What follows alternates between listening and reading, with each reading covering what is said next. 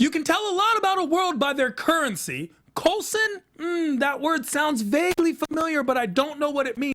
And diamonds are forever, but crystals are PEGs. We are talking all things Agents of S.H.I.E.L.D. Season 6, Episode 2, Windows of Opportunity. The AfterBuzz After Show starts right now. You're tuned in to AfterBuzz TV, the ESPN of TV talk. Now, let the buzz begin. You have way too many crystals on your arms. You would definitely be a target for sure. Yes, I would be dead. Yeah. Yeah, as soon as they mentioned crystals, I was like, oh no, here, I'm just turning myself in. You should see my house. Crystals everywhere. That's what I mean. Knowing that not Coulson team, you're going down. My problem is I have all those worthless diamonds. You know? Nobody, they don't want me. They don't want that. No one needs that. No one needs that. But if you don't know, we're over there with the Crystal Diamond King, Master of Marvel. Christian is in the building. Yeah, you might as well call me Crystal for this week. Like one of our favorite Inhumans, Crystal. Hi, everybody. I'm Christian Blatt, sitting in this week. That's what it is. Master of Marvel. And then, of course, the Marvel Miss Rachel. Yeah, I'm Rachel Goodman. Thanks for having me here. Thank you for being on the panel. We definitely need your voice, especially you're a bit of a Marvel expert. We have two Marvel experts side by side. And then, of course, the Marvel no one cares about. My name's Tehran, and I will be hosting this panel as we get into all things. I did want to bring up, of course, our wonderful panel from before, Zach, Megan, and Jesse, who are no longer part of the Agents of S.H.I.E.L.D. panel, but they're always part of our hearts. Yeah, look, not everybody came back after the Thanos snap. That's right? how it works. But you can find Zach and I Thursdays on the Popcorn Talk for Marvel Movie News, 1 p.m. Pacific. That's so, a real thing. Yeah. You can check them out. And of course, today, right now, we are talking all things Agents of S.H.I.E.L.D. Season 6, Episode 2, Windows of Opportunity. Today's breakdown will include Coulson's team, the heist, Mack's leadership. Mack knows about Yo-Yo. Oh my gosh, was that crazy. Dr. Benson, May figures it out. And let's switch gears into space, the final frontier. Fitz and Enoch, that was like my favorite part. The crew lands, news and gossip, special segment, Whoa, where we pick our favorite whoa moment of the show, and predictions and much more. Let's begin with overall thoughts. Christian?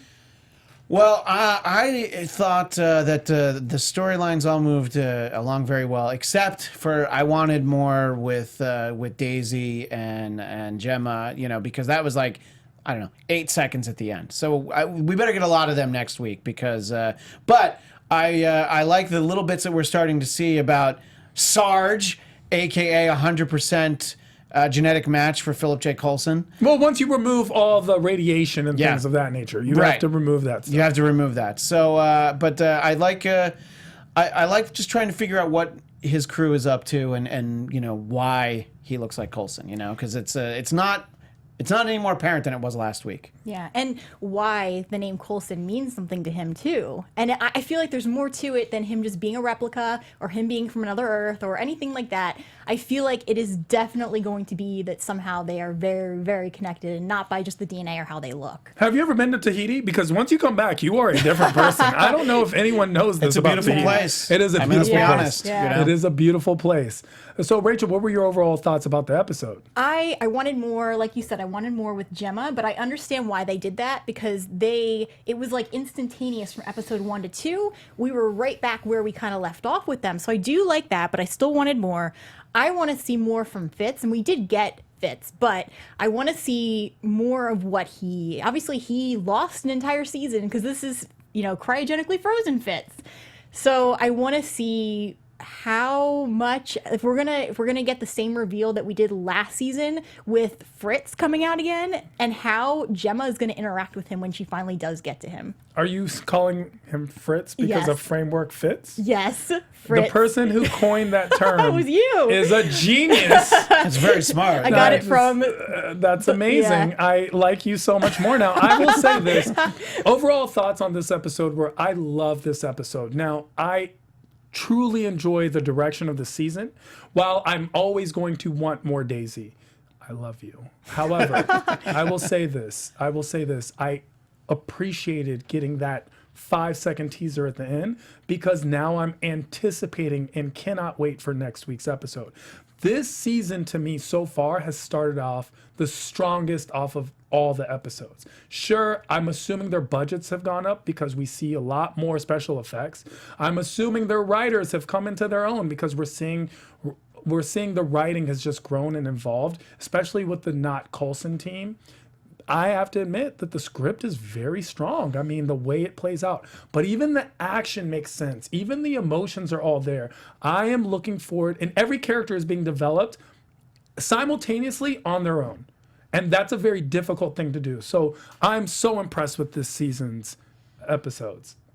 Yeah, and just one little touch that I want to throw in that I really like, for those that watch it on ABC as opposed to on Hulu or anything after the fact, there's the little voiceover at the beginning, previously on Agents of S.H.I.E.L.D., and then we'll be right back at the end. It's May. It was always Coulson before. But now it's May because Coulson, and I just like, it's just a nice touch because it's acknowledging the fact that, like, Sarge isn't going to sit in a booth and say previously on Agents of what is S.H.I.E.L.D. anyway. So, and it's a little touch like that. It means like, okay, they're thinking about us. I like it. But I agree with what you're saying. I think the, like that, I know we'll talk about the specifics of it, but that like magic doorway thing, it was so inventive, the different ways that they figured out how to make it work. Yeah. And I think usually it would be like the old Bugs Bunny. You draw a hole in the wall and you go right through it. Yeah. But they used it in so many different ways. I was just like, that's actually really cool. They are so much smarter than I am. Clever, smart, fun. Yeah, Rachel. We have an interesting comment, which kind of brings me to a comment. Chris Moe says if Sarge the real villain of the season, and that's something we don't know yet exactly. We've seen them do some bad things, but as far as I'm concerned, at this point, all they do is bad things. They literally just. Yeah. I mean, the least bad thing they did was shoplift. I mean, all they've done is bad things, and honestly, I've seen them litter like 4 times. Like, they're just littering. Okay, fine. The littering takes even the diamonds. cake. Yeah, it's crazy. But like, my thing is, so far we don't know from what perspective they're coming from. We just have that little clip of that other world. We don't know if they caused that or what was going on, but we could find things out that actually humanize them that make me wonder if Sarge really is the villain yet. Interesting. I've always been under the impression good people communicate, bad people tend to kill.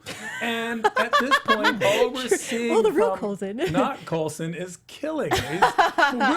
Good people tend to, we need to find people on this planet. We need to speak to them and tell them their impending doom and try to help save them, and we can work together. Bad people go, we're here on this planet to cause impending doom, kill as many people as possible. You're going to turn to a butterfly anyway. So I'm going with bad. Okay, some of them, she seems bad. Like, there's no, I don't know yet. Like, actually, she's kind of my favorite. Snowflake? They call her Snowflake. I want to call her Butterfly, but they called her Snowflake. So. I would, I could see myself with Snowflake. No two snowflakes are alike. That so is a true statement. And just to let you guys know, Rachel is kindly taken upon herself to be in the chat. Yes. Because she knew that neither one of us would do it. Yes, because she is our snowflake. She is our snowflake. Let's get into Coulson's team. What were your thoughts on Coulson's team? We saw them pull off this heist. We see them interacting. We see Pax go in a different direction. We see Jacko, and of course Snowflake and Sarge. Well, Pax going to be trouble. I would expect him to be gone by this time next week. I think he's got one more episode in him because, and the thing that I thought was interesting was he said, start looking for replacements or recruits. I'm like, well, how do they even do that? Like they're on Earth, so that kind of lends a question like, are they using, I don't know, bodies of people who died or something? You know, is that's why they would be looking for recruits? I don't know, but it got my wheels turning. And again, they're smarter than me, but it at least got me thinking.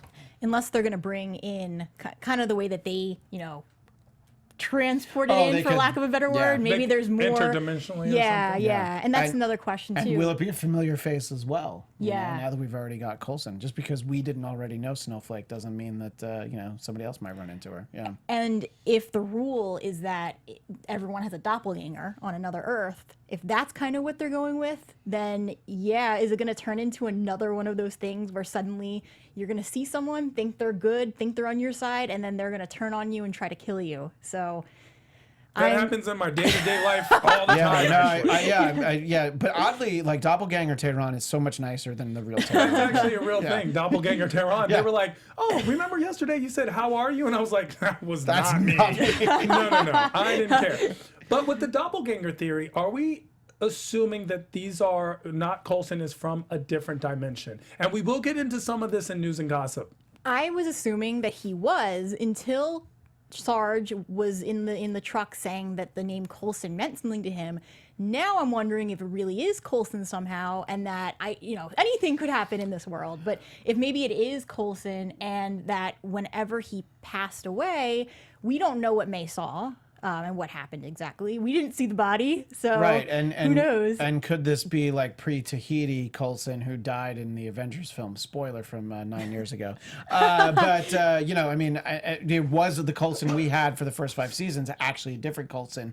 This is the OG Coulson, and in some way reprogrammed, mentally. Can I mention Endgame right now? Yes, Is that okay? of course. The Russos say we can talk about it all day, every day. Yeah. Because, so obviously I wasn't on the first episode, but my thought is, how did Endgame affect Agents of S.H.I.E.L.D.? Because it had to have, but we don't know how yet. So what is going to transpire, also, we brought this up in News and Gossip last week, is the fact that Agents of S.H.I.E.L.D. has now gone on its own independent streak and is not mentioning Endgame. Yeah. And they're doing it on purpose. Yeah. So even though the events are supposed to be taking place simultaneously, we've gotten a new version of the world.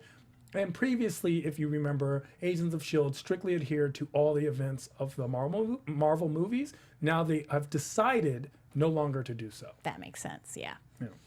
Yeah, once Doctor Strange didn't open up a portal where Daisy came out, clearly they were like, all right, it's like, yeah. And the Defenders didn't come out. They're like, all right, so TV doesn't count. We get it. All right. Yeah. And that's always been the situation with the two showrunners on both. We know that they've had some issues in the past and are continuing to do so. I hope this doesn't play into our part. But as far as Coulson's team goes, are we all, and I'm saying this we because are we all secretly fans of Coulson's team? Can we just agree that we like them so much? Yeah. I'm a fan of Sarge. I don't know about the rest of the team. I love Snowflake because I love her, like, oh, you'll be a butterfly. And it's like, not everything turns into a butterfly. I definitely like their dynamic for sure. It's so strong, right? And that's what I mean about the script writing. We have this new dynamic where each of these characters have their own personalities. They're not just, and we saw this, unfortunately, in season 5, where almost all of the bad guys all had the same personality. Now we see a very interesting, each one has their own character, each one plays a part on that team, and Sarge is clearly the brains. And Clark Gregg even tweeted about this and how very different it's been for him to play this part, which I think says something too about how unique his character is and how Sarge, I think that for me anyway, I'm waiting for Sarge to redeem himself because I see Coulson, and I wonder if that's going to have a huge impact on the team, and if this question of, oh, well, we can't hurt this person, he looks like Coulson, and at what point will Sarge really do something that will make him irredeemable in the eyes of who of the regular crew, and especially May. Well, let's talk a little bit about the tech we saw the team use. Yeah. Because the tech has taken on its own character of its own as well. So we hear not Coulson, Sarge basically say, oh, they're still using combustion weapons on this planet. So whatever planet we are, Earth, we are a primitive planet compared to, and of course that's very evident once you start traveling through space and time to get into Volts, right? However, we know that they have advanced weapons. We know they have their trailer truck that can vanish. But I used to think it was teleporting, but that's clearly not the case. It became invisible. Yeah, it didn't seem any different than a cloaking situation, like what they did with the ship, to me. But so that seemed like something that was very common on Earth, in terms of this universe. But everything else, I think that's where I'm still questioning what the rules are of the transportation and how you hop like that, and how how they are going from dimension to dimension versus just traveling within Earth, and what the rule is and what the setup is. And I feel like S.H.I.E.L.D. is going to tap into that and try to use it to their advantage once they're able to figure out what Sarge and his team are doing. But I feel like there might be a bigger purpose to how they're doing this, and that we're going to see whatever their big plan is. It might be, it could even be that they're going to try to transport Earth into this like different dimension, Rachel is as smart, or if not smarter than the Marvel writers. I'm more intrigued by this show. What is this show? Yeah.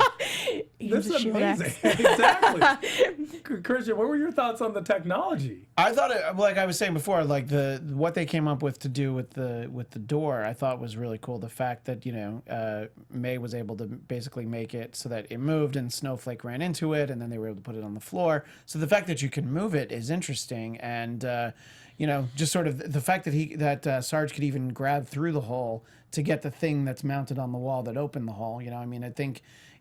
Clearly there's some delay, because you would think, well, that's the thing that keeps it up. So I was actually spending a lot of time thinking about that tech, and of course May figured out how to find the truck.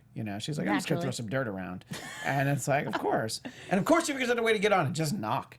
Good for May. So yeah, and to sort of the idea of like their purpose, Sarge's team. I think that Sarge is the boss of this team, but I think he's got a big boss. Oh, he's got a big boss. Interesting. Yeah. We don't see a big boss when it goes to the heist. We get to this heist, which is a jewelry store heist.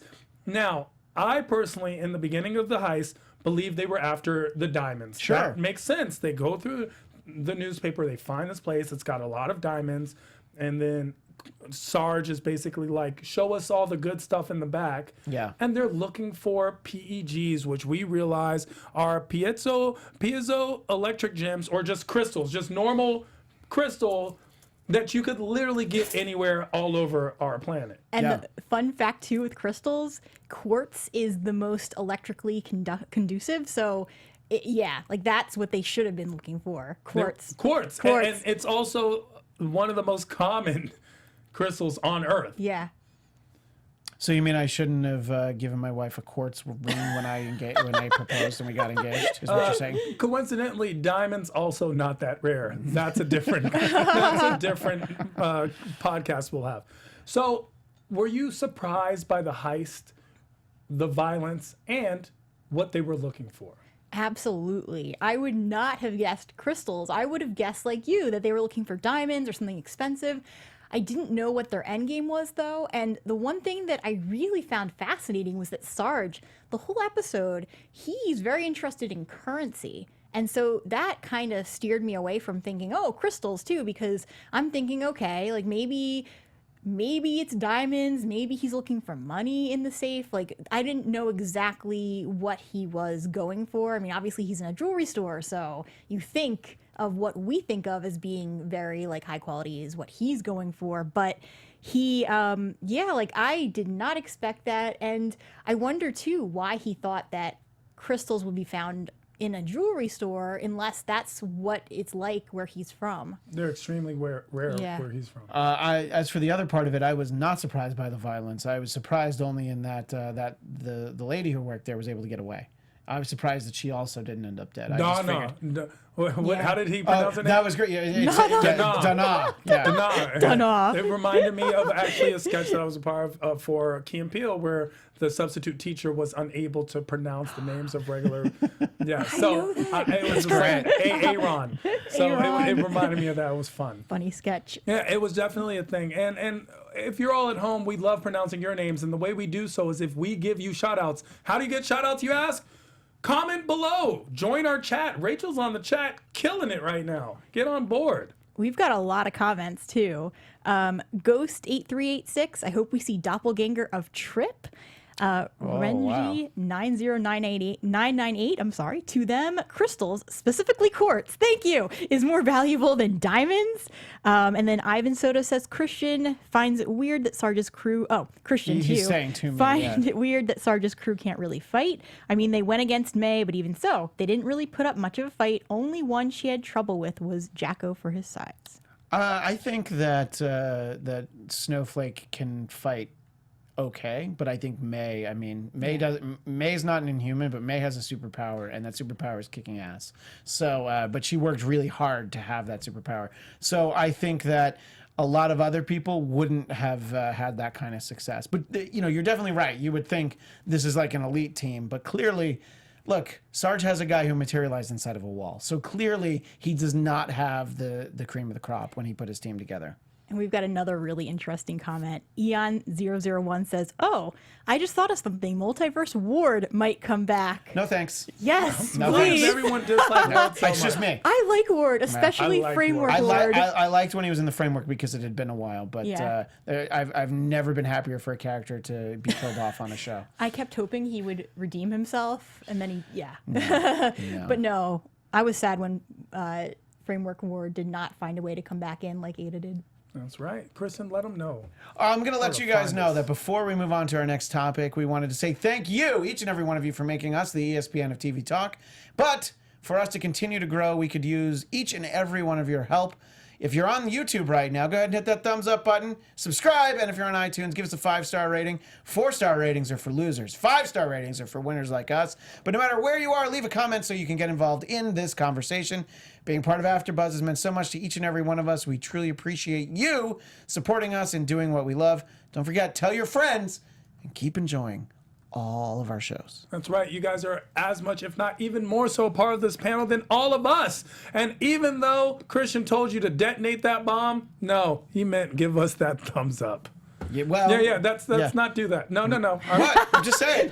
Can we stop?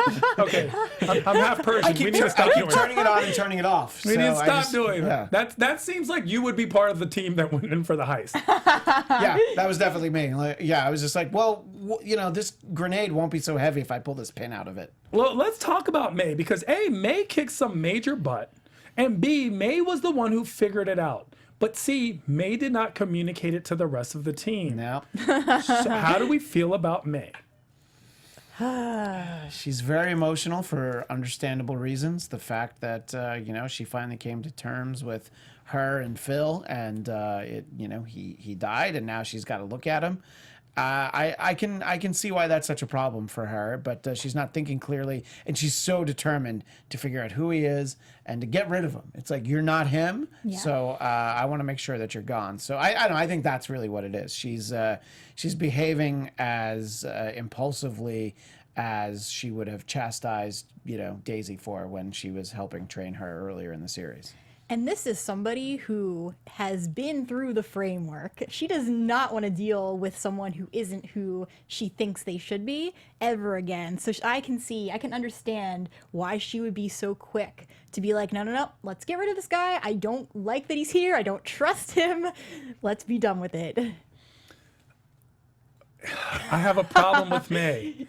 I love May. I love her. Why not tell your team what you're thinking? Why go in there alone? Now, clearly, if anyone can handle themselves, it is May. She takes on Jocko. She takes on Snowflake and comes out victorious, by the way. Yeah. Even though we thought Jocko was going to be this behemoth because of the whole War of Hammers comment that was made early on. However, she didn't let her team know, and she didn't let the leader know, who's Mack.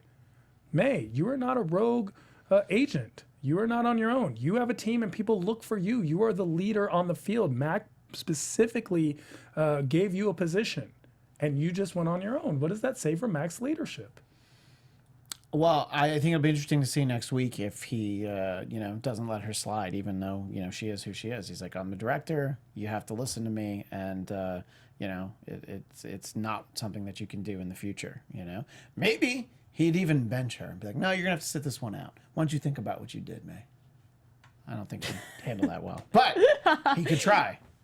He could try. I don't know if Mack has that kind of authority when it comes to May. Yeah. Even though Mack is the director and May has obviously respectfully been in her position, she conceded the title.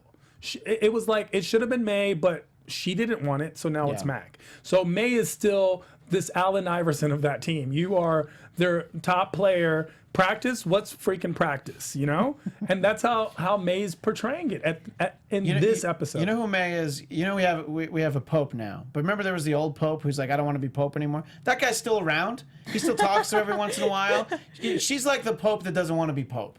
She's just like, no. But I like your Allen Iverson thing too. But I was just thinking about, I don't know. I think May should be the pope is what I'm really saying.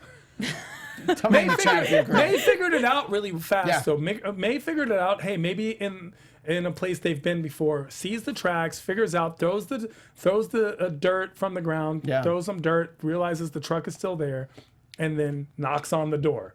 Knock, knock, who's there?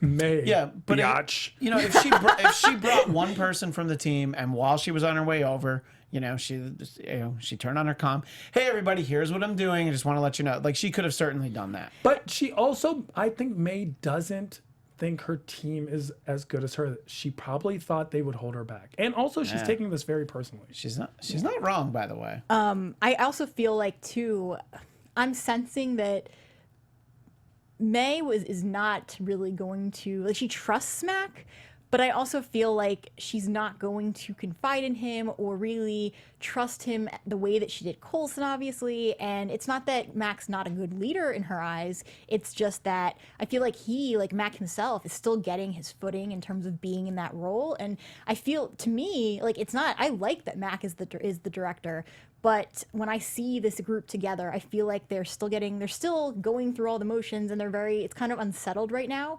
because there's no real energetic oomph keeping them all together the way that Coulson did it. And so I'm waiting for Mac to get to that level where we have that, but it's not there right now. Let's examine Mac's leadership. Do we all think Max is a fit director of S.H.I.E.L.D.? I think he is. I think he definitely is. I think it's a lot of pressure for him. It's stressing him out, and I think he's going to need to learn how to communicate better. But I do think he's fit for it. But, Mac has his little holographic Coulson to talk to, but he has May. But, walking around knowing about Yo-Yo and Keller, it's like, that's not going to be helping him. Like, don't keep that inside. Yeah. You should definitely be talking more about stuff like that. He needs a confidant. The same way Coulson had May. He needs anybody, but I feel like he does not have that person. Or he has awkward. Too soon? Maybe you should use Fox. Oh, also too soon. Way Also too soon. Sorry. Way too soon. Sorry. Way too soon. With Mac, here's my concern. Mac specifically did not let the team know that the person that they're hunting is Coulson. Good idea or bad idea? Rachel. Bad. Very bad. Haven't they learned by now? And we actually had a comment in the chat too. Jonathan Shaw says, May should know better than anyone that you need to share information. Well, I think Mac needs to know that too. And I know he's going to make mistakes, but haven't they learned? Season 6. Christian. I think his instinct to not tell people is okay, but then you have to take a beat and realize, no, I have to tell them. I understand why he didn't tell them, but he needed to weigh the option. And that's, again, why he needs a confidant, because somebody would be like, no, you have to tell everybody. So, although, May was aware that he wasn't telling people and kind of deferred to him, but he should have come to the realization that, so you need to look for a guy who's going to look really familiar to you. And there was a big push to make Daisy the director for a while too, and I almost feel like she should be the one to take that role, because she would kind of be like not just a leader, but she would kind of instill like this camaraderie with everybody and bring people together more than I think Mac is capable of doing right now. Interesting. Now, someone who was upset about Mac's lack of transparency was Dr. Benson, a new character that was introduced last week who is a specialist on being a specialist. Now, I don't know exactly what his specialty is. We got a little bit of an overview. However, it seems like as of right now, this is all outside of his scope, and he's still figuring it out. Was Dr. Benson right to throw his tantrum about the lack of transparency? Well, he was not right to pour Mac a drink and then drink it himself. That was not. Don't think that you pulled that past me. All right, I saw that, Dr. You Benson. saw not that. Cool. Yeah. I think he was right. Absolutely. Don't. Hey, so tell me that this guy came back from the dead before. That might have been useful. And don't you decide that it's not relevant. And I think. Yeah, he needs to know everything. And everybody was marching off. And he's like, you tell me some more stuff. What's going on? So I think he needs to be in the loop in some way, because you're already at a disadvantage because he drinks so much. So don't keep information with him away from him as well. Dr. Benson is one of my favorite characters right now because, as he says, he's not good with the politics. He's not good with his tact, but he's great with honesty. And he tells it how it is, at least from his point of view. And I think that's going to be a push for the moral compass that is Mack and and S.H.I.E.L.D. right now. I think he's going to be a great asset. Plus, he's also the one, he's the new Fitz and Jemma. He's the new Jemma and Fitz right now. He's not as smart as them, obviously, and not in the know as them. However, he's doing his part. May, I think May kind of agrees with Dr. Benson a little. Even though they had a bit of a tiff too.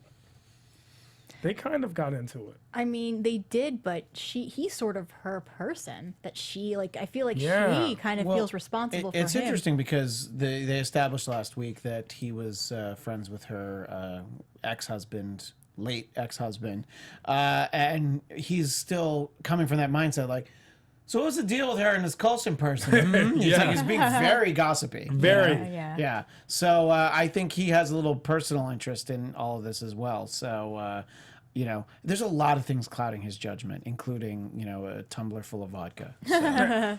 Mack knows about Yo-Yo. Last week, we weren't sure. Actually, we probably thought that he had no idea. Yeah. No one knew. Yeah. May kind of figured out, but Mack knew. Yeah. Mack was very certain and brought it up. And was like, oh, I think Yo-Yo, I think Keller has someone else to comfort. Someone else to comfort him. Yo-Yo, you might be fast, but you're not that fast. Yeah. Can't get by Mac. Wow. I think the hint was that May knew. And if she's observing it, then obviously everybody is. These are. I don't think so. May is an extremely observant, smart, clever person. so is I was surprised Mack knew, but Mack clearly is observant and smart himself. I don't know. She did hook up with Ward and had no idea he was in Hydra. Just saying. Just saying. Since we're talking about Ward so much tonight, I'm just saying. That's a good point. Yeah, That's a good okay, point. yes. Okay, touche. I like the concept that May kind of flip-flopped on Yo-Yo. It's like, and Yo-Yo calls it out. Yo-Yo's like, just episode? yesterday you told me I should go for it. Now you're telling me to tone it down? But it's the same thing was because before I Keller saw was it. like, well, yesterday you told me the opposite. So clearly it's been a big day for everyone. It has Things been. have changed a lot. Well, let's switch gears and go to space. Oh, I can't wait. Yeah, this one is its own. Here, I'm gonna drop it and discuss. Fitz and Enoch, discuss. That's all I need to say. I'm so glad Enoch's back this year. I thought we were never going to see him I again. thought he was dead. Yeah, I Yeah. mean, and technically, if you draw a linear timeline of his life, he is dead. We're just not up to that part yet. Yeah. So I'm so glad that he's still with us. And in this timeline, because now he might not die at all, since it's not, since it didn't. They He's have in. established different time travel rules now, thanks to Endgame. So Yeah. that's true. Maybe he's around forever. Yeah. Maybe they get their own buddy cop show next season. A little spin-off. Fitz and Enoch. I'd watch. It's fine. I'm glad that Fitz at least had somebody and that Oh, he yeah. wasn't just waking up. I do question what he's been through this last, they said a year they've been looking for him again. I question if he has been through, because I was thinking Fitz was going to be not as, obviously traumatized from the framework, but not as traumatized because he had not yet been to space and experienced everything that they did last season. But I have a feeling that whatever he went through leading up to this point with Viros, he's clearly been through some dark things. And I feel like when Jemma actually gets to him, he's in one place and he just wants to get back to her and she wants to get back to him, but I feel like Jemma might have a really hard time once they do meet up with each other, knowing what he's capable of from last season and everything they went through. But I'm curious. I'm very curious as to how it'll be because obviously, Jemma has all those memories of they had a wedding. He doesn't know that. They have a He's great- like, wait, we had a what? So and Deke. By the way, this is 2 episodes in, and still no Deke. I might start going on a hunger strike if we don't get Deke next week. I won't go on a hunger strike, but I'll be very mad. Let's put it that way. But yeah, so there's all these things he doesn't know, so he's gonna get a lot dumped on him at once.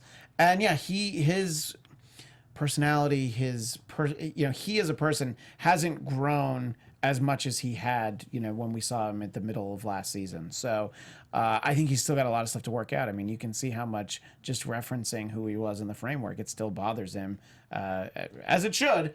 But he hasn't had a chance to really get over it yet. He does reference the framework when he's basically like, I've seen that side and you won't be happy. He does mention that they've been gone for a year because that's how long it took him to learn the language. It's been a year. And Enoch mentions that he's not that type of Gromadon. I love where that. it comes to the fighting. So now we actually know that there's different types, at least. But we see Fitz pull off his own caper. Fitz airlocks out the controller. Yeah, the boss guy. Yeah. I thought obviously Fitz figured it out. I wasn't quite sure what he had done, but when he had that wrench-like tool, I was like, all right, he's definitely got the upper hand right now. But that guy just doesn't know it. Yeah. We have a kind of spoiler alert, or I think a guess as to what's going to happen. Can I? Yeah, we would love to hear it. So Ivan Soto says. Yeah. Thank you. Thank you. Spoiler alert. Ivan Soto says Rachel Deke returns in episode 4. Man, I can't. That means I can't eat for 2 more weeks. For 2 more weeks. Might be the best thing for you, though. I'm not, you know what? It's not even a might. That's definitely the best thing We're going to get into this in news and gossip, but the controller is basically TiVo, who ran the ship, right? And people are upset because it seems to be a wonderful Iron Man villain, second tier, sure, but still an Iron Man villain that seems to be wasted on this show.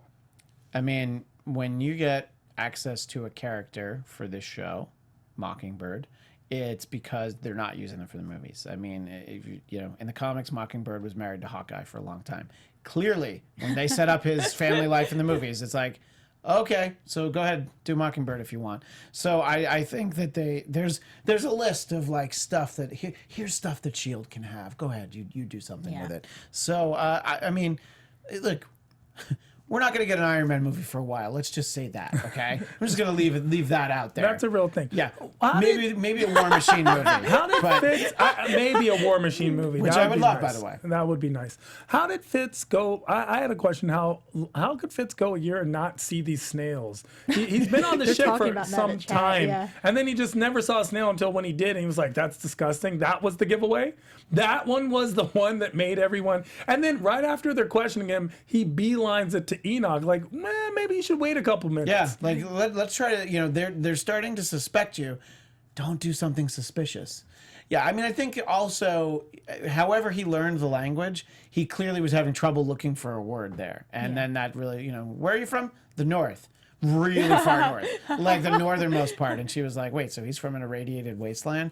So not so far north, Fitz. Yeah, calm down with the north. Just a little north. Yeah, just a little. Yeah, you're not from the North Pole. Exactly, right? you're Canada, not North Pole. Just keep it tame. The crew lands. Yeah. The crew lands, and then we do get that 5 seconds of what we saw from episode 1 transpire in episode 2, and also it's ships that cross in the Starry Night. Yeah. Fitz takes off one way, Jemma lands another one, and of course she put the ship into hyperspeed and got there without the crew's consent. Yeah. Oh, so frustrating. It was so frustrating because she had a feeling like he's out there. Which, just because she's right, it's also an entire crew that is not agreeing with this. A crew that very blatantly told you they don't want to go. They do not They want to go home. Go. They want to regroup. And you're like, I don't care what you want. And as we said last week, Tehran, she's like, I'm smarter than all of you. I'm going to decide. They will probably somehow figure out that he was there, though. Otherwise, I could see Daisy just forcing her way into turning the ship around once they can and going back. But what bugs me about it is that Daisy knew that Jemma wasn't going to stop until she found Fitz. So it's like, why go on this at all with her if she was going to have these second thoughts about turning around eventually? It doesn't matter, even if it's 10 years. I feel like Rachel is the Jemma of our group. Let's get into some news and gossip. I was going to say, I thought we had a... There we go. So, news and gossip this week, we have an amazing article from Screen Rant. Agents of S.H.I.E.L.D., 8 unanswered questions after episode 2, window of opportunity. The 8 questions do explain a lot of our questions as well. Number 8, where do not Coulson and his team come from? Number 7, what is Sarge's connection to Phil Coulson? Because we did get the name Coulson thrown out there, and then he was aware of it, but we not sure. We need to figure that out. How does not Coulson Coulson recruit his team? Rachel brought that up this episode as well. How does Sarge's tech work? We, of course, talked about that as well. What happened to Fitz and Enoch, which we're hoping to feel more about that backstory. Everyone's on board. But we also get has Marvel wasted a classic Iron Man villain? And this is an answer. Fitz and Enoch basically with the controller, but we realize that that is not the controller from the comic book and that different people use this name. It's just another word for captain, and that's a reasonable assumption. How organizes Mack's version of S.H.I.E.L.D.? And of course, what are a hail of Warhammers? We heard that as a reference to Jocko from Sarge, and it is a reference to Mjolnir and and like about being shattering in the dwarves and creating new Uro hammers. So it's a very good reference that they use, and we might get some type of crossover because we are getting crossover dialogue. But if you want to learn more, please go to Screen Rant and look up the Agents of S.H.I.E.L.D. 8 Unanswered Questions After Episode 2 Window of Opportunity. That is all for news and gossip for this week. Let's play our special segment, Whoa, where we determine which scene in this episode made you go, whoa. Christian? For me, I know I referenced it already, but it was the fact that the portal that they had back to the truck could move in the way like that, because you don't, I don't know, I've never seen that, any kind of like not even interdimensional, but any kind of thing that you walk through like that doesn't usually move like that. So that was an actual whoa, and that was really cool though.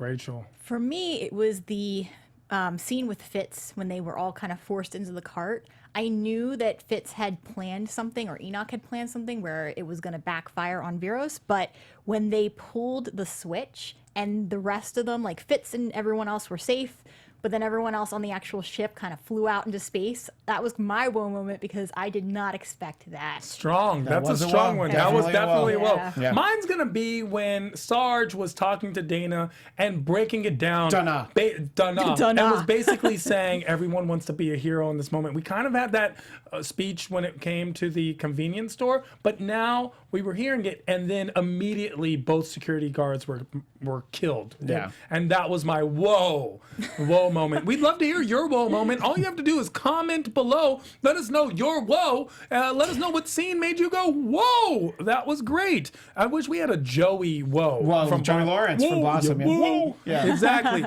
Let's get into some quick predictions. Predict away, Christian. Well, I believe his name's Jax, like I said before, definitely gone next week. I think we're going to get a hint, just one tiny fact, something that will begin to help us understand Coulson's connection to Sarge. It won't be answered, but I think that next week on this very show, there will be a lot more theories that you're able to kick around because we'll get something. Rachel. Fitzsimmons is my OTP, so it feels right to predict what I think is going to happen with them. And I think that we're going to have kind of exactly what happened with Jemma when she was enslaved, except we're going to have Fitz enslaved, and he is not going to be able to speak with her, but she is going to propose again to him. Wow, that's a great Wow, I one. really like that. That's Why are you not writing for this show? yeah. My prediction is simply that in this episode, now we're going to get, because we saw what happened in the first episode on the ship with Daisy and Jemma making that decision. I think we're going to get that backlash from the crew and what are we doing here? And they're not going to be as cooperative as Jemma needs. And Jemma is going to have a difficult time. And that's going to be the conflict, and Daisy's going to want to take that ship home. I don't know. We'll find out next week. Until then, where can people find you if you want to be found? Christian. You can find me immediately after this show on Marvel TV Weekly with my co-host Anderson. We're going to talk more S.H.I.E.L.D. So if you didn't get enough of a fill on that, we're going to talk about S.H.I.E.L.D. We're going to talk about Cloak and Dagger from this week. And some news. We know how much Disney Plus is going to cost and when you can buy it. And you can follow me on Twitter and Instagram at ChristianDMZ. And I'm Rachel Goodman. You can find me on Twitter at Rach Goodman or on Instagram at Rachel Radner Author. I also do the Spanish Princess after show on Sundays right before this show, and I'm on the Young and the Restless after show at 5 p.m. So much drama from someone who's so good. I am Tehran, literally at I am Tehran all across the board. You can find me on Instagram, Facebook, Twitter, and of course, hosting and paneling on a slew of AfterBuzz after shows. Your favorite TV programs are my favorite TV programs too. So make sure to stay tuned, and we are going to be getting into more of Agents of S.H.I.E.L.D. Season 6, Episode 3 next week. Stay tuned for more on the same AfterBuzz time, same AfterBuzz channel. See you guys next week. Our founder, Kevin Undergaro, and me, Maria Menounos, would like to thank you for tuning in to AfterBuzz TV. Remember, we're not just the first, we're the biggest in the world, and we're the only destination for all your favorite TV shows. Whatever you crave, we've got it. So go to AfterBuzzTV.com and check out our lineup. Buzz you later. The views expressed herein are those of the hosts only and do not necessarily reflect the views of AfterBuzz TV or its owners or principals.